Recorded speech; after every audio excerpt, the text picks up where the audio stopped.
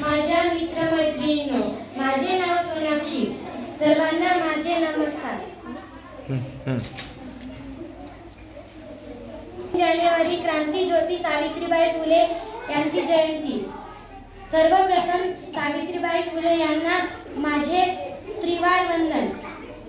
ज्ञानज्योती सावित्रीबाई फुले या भारताच्या पहिल्या महिला शिक्षिका होत्या. जानेवारी 1831 रोजी सातारा जिल्ह्यातील न्याय गाव येथे झाला. त्यांच्या वडिलांचे नाव खंडोजी नेवसे पाटील व आईचे नाव लक्ष्मीबाई असे होते.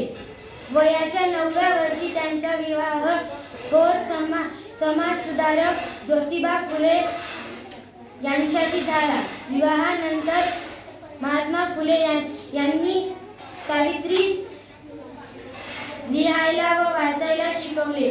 सावित्री शिक्षणाच्या पहिल्या पायात सावित्रीबाई फुले खूप हुशार व जिद्दी होत्या.